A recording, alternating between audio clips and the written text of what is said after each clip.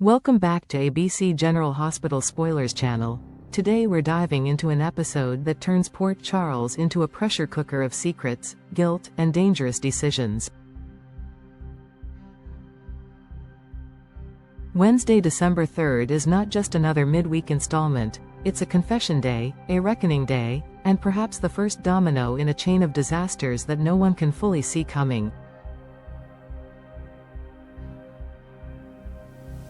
From Curtis finally opening up about a lie that could change everything, to Nina watching the fragile life she's built begin to shake apart, to two young hearts walking straight into the lion's den of Professor Dalton's twisted world, this episode pulls on every thread that's been quietly woven over the past months.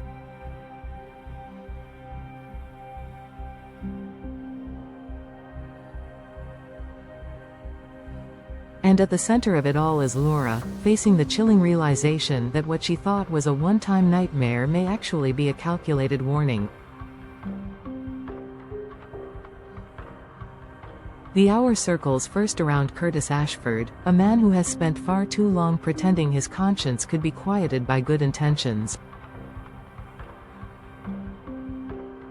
On the surface, Curtis has always been the fixer, the one who takes action, who maneuvers in the shadows for what he tells himself is the greater good. But when the camera returns to him this Wednesday, he's no longer the controlled strategist. He's a man standing on a precipice, about to bring his own carefully stacked house of cards crashing down. The weight of what happened to Drew Kane has never left him. Every siren in the distance, every questioning look from Jordan, every mention of Selena Wu has been another twist of the knife in his chest. Now, he can't stand it anymore. He tracks down Jordan, not as an ex-husband trying to make amends, but as a man who knows he has crossed a line that someone in law enforcement can't simply ignore. When Curtis admits to Jordan that he lied to the police, it's not a simple, "I left something out" type of confession. It's a tectonic shift. The lie wasn't about some minor detail, it was about his connection to Selena Wu, the very name that has hovered at the edges of this investigation like a storm cloud waiting to burst.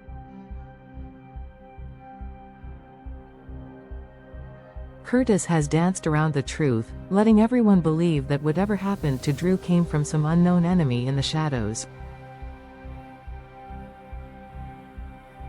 But there was a point where he, desperate and boxed in, stepped closer to that darkness himself. His confession forces viewers to confront a terrifying possibility, that Curtis once considered using the Wu organization as a weapon. Whether he slid money across a table and was rejected, or whether he pulled back at the final second, is the razor-thin line between intent and action that will define how Jordan hears every word he says.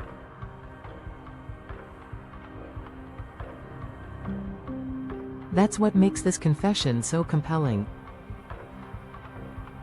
Curtis doesn't stand there as a clear-cut villain, he stands there as a man who feels his choices slipping out of his control. If he truly had gone through with hiring Selena, would he really confess now? Would he dare imply such a catastrophic failure on her part to a woman who knows the system inside out? It's almost unthinkable that Curtis would risk painting Selena as incompetent or sloppy by linking her to an attack that barely managed to do more than rattle Drew. Selena Wu is not the type of woman whose operations miss their mark and leave loose ends wandering Port Charles. So the subtext of Curtis's confession is fascinating. It strongly suggests that he never actually consummated the deal. Maybe he brought the offer to Selena and was dismissed. Maybe he called it off in a last-minute act of conscience. Either way, by admitting he lied about contact with her, He's placing himself under the microscope and at the same time quietly removing her from the list of likely suspects. That paradox is what keeps the mystery alive. Curtis's honesty raises as many questions as it answers. If Selena didn't put the wheels in motion, then who did? If Curtis didn't actually unleash the storm on Drew, then why has he been carrying this suffocating guilt for so long? Is it the haunting knowledge that he would have done it if a few variables had shifted? That moral line, the idea that sometimes the evil we nearly do can haunt us just as much as the evil we commit, is exactly what makes this storyline so unsettling. Curtis's confession doesn't close a case. It blows it wide open, leaving Jordan with the impossible task of sorting through a confession that might be both damning and exonerating at the same time. For her, the personal and professional worlds merge. She has to decide whether she's listening as a cop, an ex-wife, or as someone who once believed Curtis was the kind of man who would never cross this line at all. While Curtis is bearing his soul, another kind of anxiety is building across town. Nina Reeves, who has tried so hard to construct a version of life where her past mistakes stay buried and her current choices don't collapse on top of her, finds the walls closing in.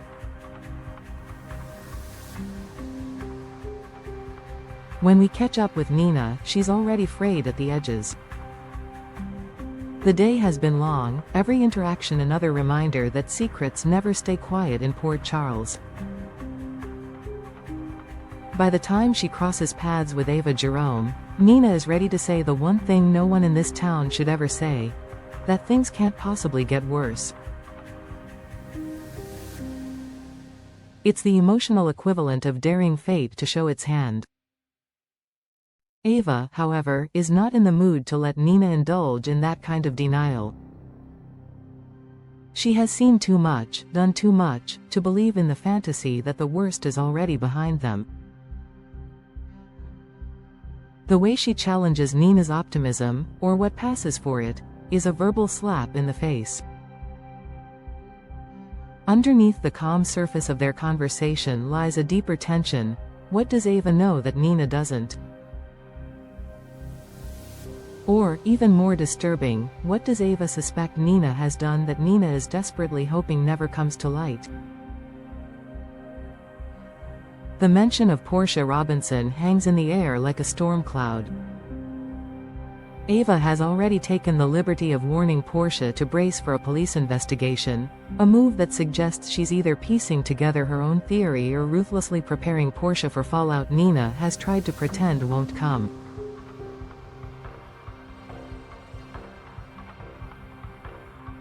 For Nina, every stray comment suddenly feels like a threat. Did Ava discover that Nina set certain wheels in motion behind everyone's backs? Has she stumbled across a text, a phone call, a quiet meeting that exposes Nina's attempts to manipulate events from the sidelines?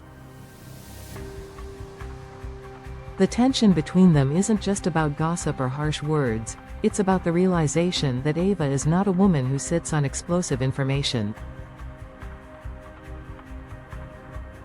She either weapons it or uses it to burn away an illusion. Nina's growing panic is less about what Ava has actually said out loud and more about the sense that something is shifting beneath her feet.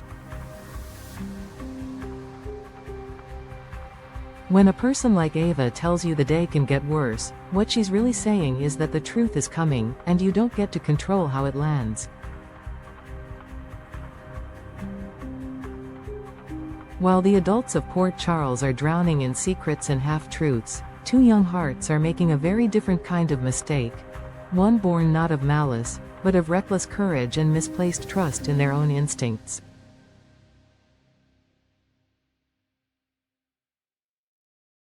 Emma Scorpio Drake and Giovanni Palmieri have information that could change everything about the hunt for Professor Henry Dalton.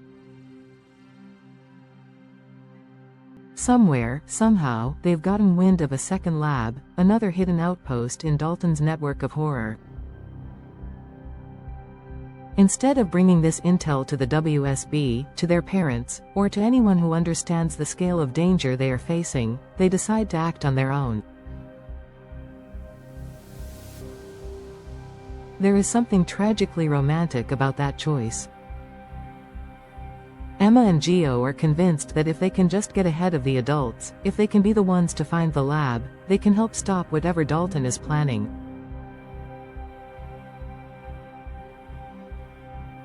They know the official agencies are watching him. They know what he's suspected of doing is illegal, brutal, and far beyond the scope of what two young people should ever confront. And yet, for them, that knowledge twists into an argument for action. They don't trust that the system will move fast enough. Love, fear, and a fierce belief in their own sense of justice push them toward a path that viewers know is a disaster waiting to happen. The most chilling part is that the source of their information may itself be a trap. In a world where Dalton has already proved he can outsmart professionals, the idea that Emma and Gio might be acting on deliberately planted intel is disturbingly plausible. Are they being lured to a location chosen specifically to exploit their vulnerability? Is someone using their love and bravery as bait to send a message to the adults who care about them? Every step they take toward that hidden lab is another step away from safety, and the audience can feel the dread building long before anyone on screen realizes how badly this could end.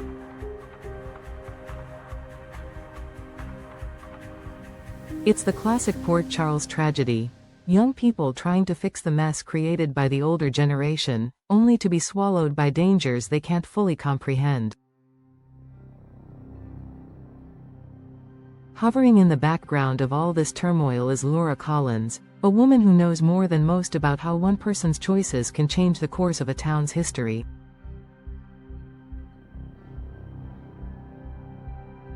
Laura has already weathered countless storms, but what happened with Professor Dalton has left a specific kind of scar.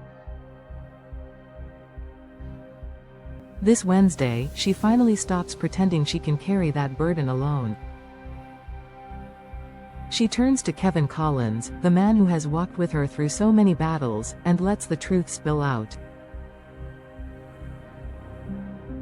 Not just the factual recounting of what happened with Dalton, but the emotional aftermath, the way it has rewired her sense of safety, justice, and responsibility. Laura's confession is different from Curtis's.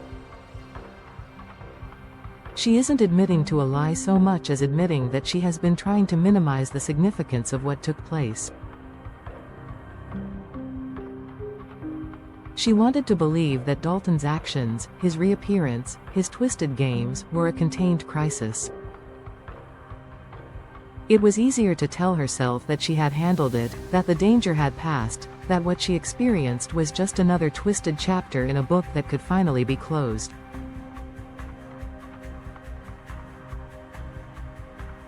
But Kevin refuses to let her retreat into that comforting fiction. He reminds her, gently but firmly, that what she went through was not a one-off trick. It was a deliberate message. Those words change everything. If Dalton was sending a message, then the entire landscape shifts from past tense to present. A message implies intention, longevity, and future moves yet to be made. It means that Laura, Emma, Gio, and everyone caught in Dalton's orbit might still be living under the shadow of his plans. Laura's confession, then, is not just about catharsis. It's a turning point.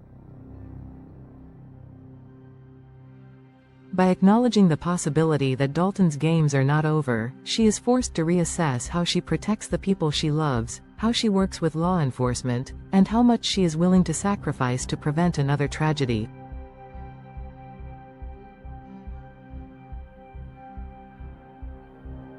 Taken together, the confessions that define this episode create a haunting tapestry. Curtis confesses a lie that exposes his darkest temptation and leaves the identity of Drew's attacker more uncertain than ever. Nina is on the verge of being exposed, as Ava's sharp instincts and quiet warnings suggest that the secrets Nina has tried to bury are clawing their way to the surface. Emma and Gio, guided by idealism and young love, step into a story far more dangerous than they realize, possibly walking right into a trap laid by the very monster everyone is trying to stop. And Laura, the moral anchor of Port Charles, admits that what she tried to treat as an isolated nightmare may in fact be an opening move in a much larger, more sinister game. Wednesday, December 3rd, isn't just about people unburdening themselves, it's about the terrible cost of truth when it arrives too late. Every confession in this episode comes with consequences that stretch far beyond the person speaking. Curtis's honesty may shift suspicion onto unknown players who are far more ruthless than he ever imagined. Nina's unraveling may drag multiple families into a fresh wave of investigations, betrayals, and emotional fallout. Emma and Gio's reckless mission could become the spark that forces everyone to understand just how far Dalton is willing to go to make his point. And Laura's realization that she was being sent a message suggests that all of this, the attacks, the labs, the psychological warfare, is part of a larger design. For viewers, that's what makes this episode so gripping. Nothing is neatly resolved. Confessions don't close chapters, they open new ones.